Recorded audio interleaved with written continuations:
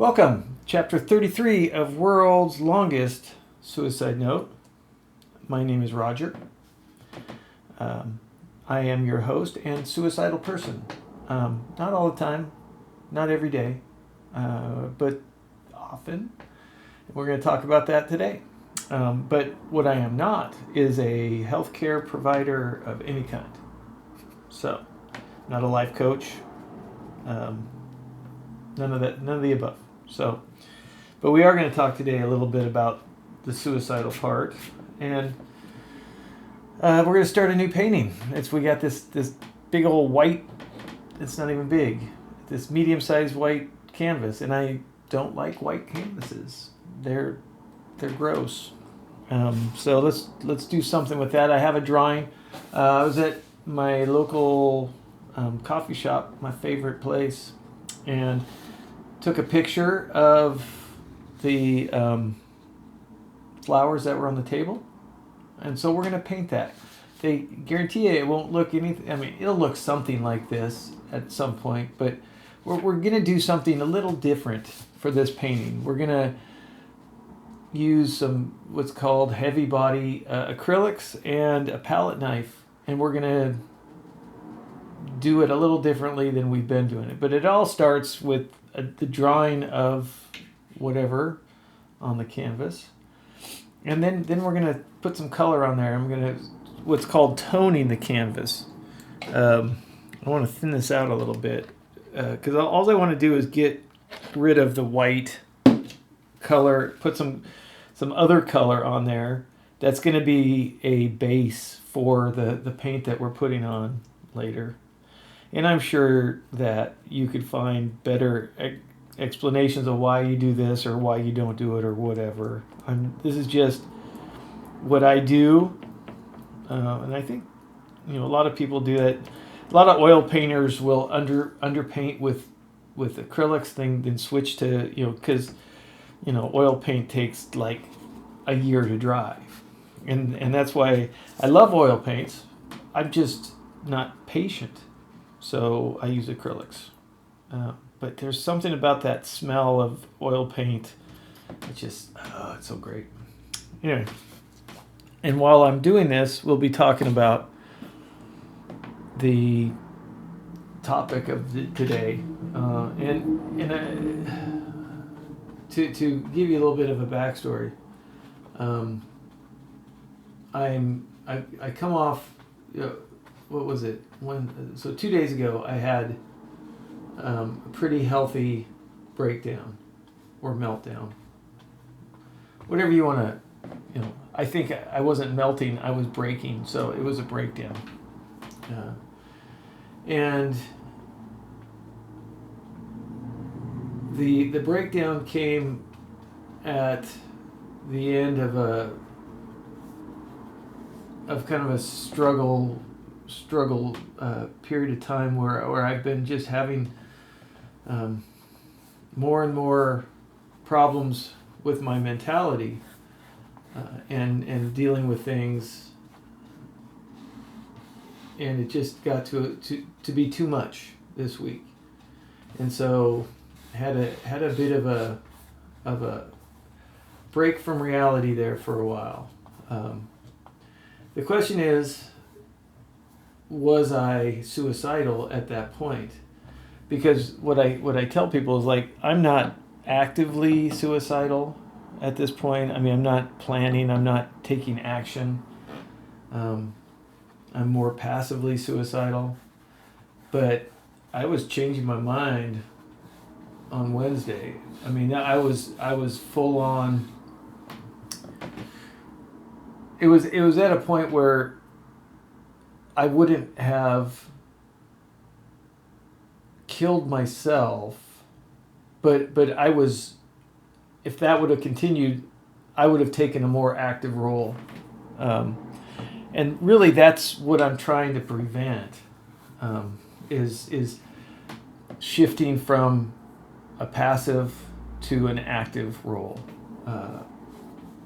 My mind, as I've said before, my mind, when I'm in a dark place, when I'm struggling, my mind focuses on it, and that it consumes, me to a degree where that's kind of all I think about. And especially going through a time that we just went through, that you weren't there. That was me. Anyone who was there probably wishes they weren't there or I wasn't there. But yeah, it's really hard to. Well, first of all, it's just really hard. And that's what she said, kind of hard. It sometimes life is just hard. It's just difficult. And if we don't, self-care, I'm a big advocate of self-care, but that goes so far. And sometimes when we get to a place, and with the self-care, we can manage to a degree. That's the whole reason we do it. But sometimes that's just not going to be sufficient to get us out of that time, or to carry us through that time. So, and that's where I found myself. I haven't been sleeping well. I always try to eat eating healthy would be a lot easier without the vegetables. I'm just gonna say that. But I do try to take care of myself physically. Exercise is something that I rely on greatly as my process. And I try to know where I am on the spectrum of, on my rabbit hole spectrum. And these are all good things. These are all good things to do. And I promote them, and I try to practice what I preach as much as I can. But flatly, there's just a time that it's just not enough. And that's where I was this week. It wasn't enough, and things came at me quicker. It built. It's like that escalated quickly, and sometimes it does. Sometimes you just don't realize the severity that it could come on, and the sheer quickness that one thing leads to another. So I didn't put myself in a position to be successful. So scheduling was an issue this time. Of course, I didn't account for lack of sleep and just carrying some mental energy that was not conducive to happiness or functionality, and I wasn't. I don't know if it was overconfident or what, but it got away from me. And then I let the feelings kind of take over. And which, at the end of the day, that happens for a reason. Sometimes when we get to a place where we yell and scream and we're letting things out that probably wouldn't come out unless we did that. So but therein lies one of the biggest challenges is that once we start down that road, it's hard to turn it off. It is to a degree cathartic in the sense that, well, I said some things, that I probably didn't mean exactly how. There's basis of truth there, but I said some things I probably wouldn't have said in any other situation, and maybe my mind needed to say those things. But sometimes it's the way it comes out that's not palatable for in some situations. So, but as far as whatever comes out, it most likely needed to be out, and that was part of how we process things. And I don't mind anything that I said. It's how I said them, and the manner at which I presented that information. That was, I could have done that far better. I don't like saying things that I have to apologize for. And again, I know there's people, and you never apologize. That's a sign of weakness. Well, being an asshole is also a sign of weakness. So, as far as, because sometimes that's the easiest way to go, and that's how some people are just all the time because they don't want to work on it. So, I disagree, and apologies were made. Again, nothing that I regret saying, because it had to, things needed to be said, and honestly, if I thought that those things had a bearing on this discussion, I'd tell you. I mean, I'm carrying a lot of baggage from my PTSD, and that being around my son, I have a lot of self-worth issues about that, and most of it was regarding that. I do have a therapist appointment with a new therapist coming up in about like less than 2 weeks. So I'm still a couple of weeks out from that. And I'm sure this will be a topic on that, but a lot of it is, it was a dark day, and it got darker and darker, and all the sometimes all the best laid plans, all the protocols that you have established, they just don't cut it.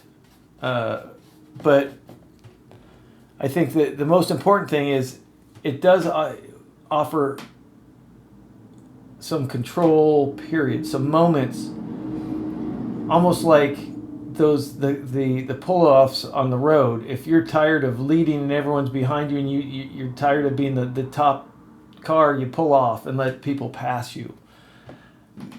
By doing self-care, it gives you some of those times as the breakdown is occurring, and you are realizing what's going on, and you're saying some things, not really tempers, but I mean, it's getting the best of you. You're not portraying the person that you want to be at that moment. The self-care gives you a couple moments to turn it around. Meaning to understand, okay, I see what's going on, and I can continue to go down this road, or I could start turning it around. And I equate it back when I was drinking, like, to kill myself. You realize you have a few drinks, and then you realize, like, okay, I'm feeling it, and then you make a decision. Do I, continue and because it's not going to get better if I continue, or do I stop? Now, when I was drinking a lot, when I get to that point, often I'd say, hell yeah, I'm going. I mean, it's just getting good now, and I'm gonna just keep drinking and drinking and drinking and drinking till the end of time. But there's those times where you're like, you start feeling it, and you're like, ooh, maybe I should slow down. Maybe I should drink some water. That kind of thing. With the mental, when I'm in a breakdown, because I've done the work, because I have the kind of the muscle memory of self-care, I could recognize what's going on and say, okay, I can continue going down this path, or I could start to turn it around. You just can't flip the switch, as they say. That's not something that's all that viable. I mean, it seems that it's one of the hardest things would be, and for other people to understand, would be to be like, fuck you, hey, I love you, and that kind of thing. I mean, a lot of times so what we want to do is, we see what's going on and we go way the other way, and we start, the damage has been done. Not that damage has been done, but it's understood that there's an issue and that we have to work through it. By pulling out too soon, no, that's what she said. There's a real risk that you'll lose your audience, so to speak. You'll lose that, and then it's going to be stopping at all costs. And it's really hard if you're in a conversation or if you're talking to somebody, you're in this trying to explain how you're thinking and feeling, and then all of a sudden it just changes. It's hard for the other person. It's hard for them to understand anyway, let alone if you have these wild fluctuations. So the whole idea it's to slow down the train before it fully derails and explodes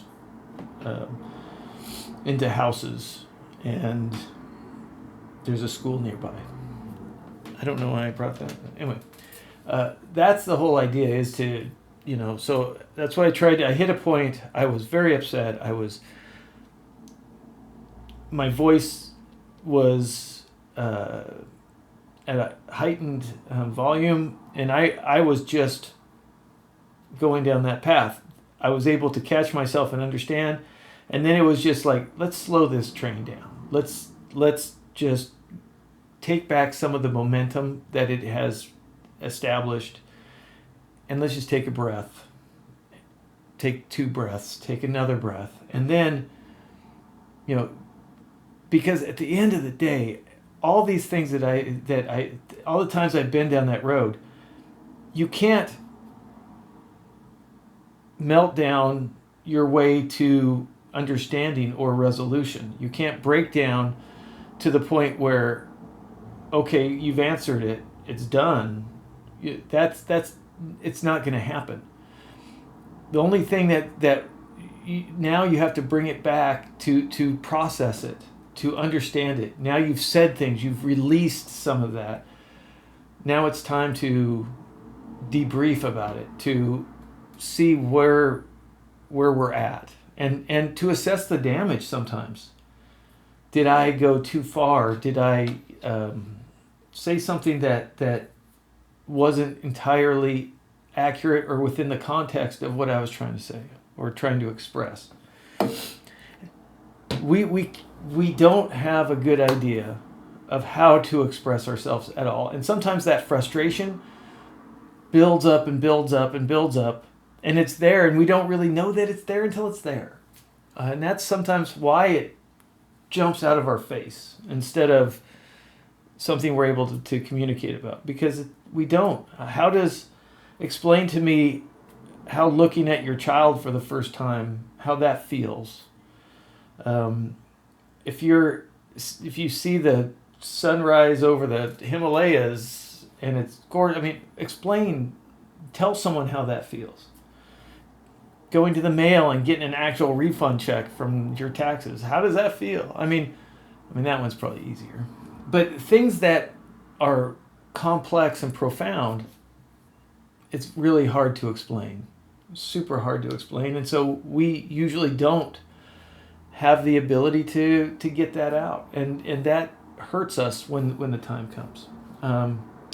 Because we're trying to express complex thoughts and feelings that the other person probably has zero basis of understanding.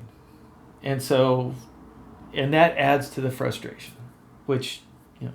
So at the end of the day, what we need to do is pull back, slow that train down, and then stop.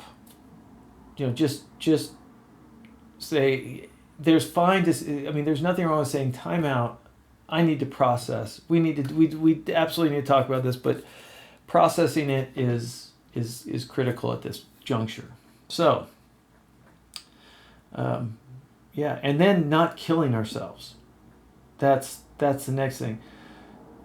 Know where the boundary is, and I found the boundary between active and passive. That's how bad it got, where I started thinking, yeah, I need to move that direction.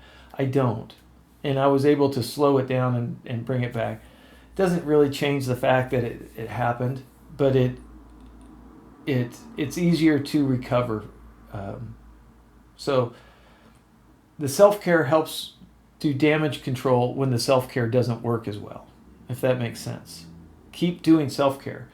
Sometimes it's not going to be enough, but what it's going to do, it's going to give you these windows to change the narrative, and hopefully be able to pull back enough to where it's manageable. So anyway, as always, I get to this point and I don't know if I've ever actually said anything worth the time that it takes to watch these videos.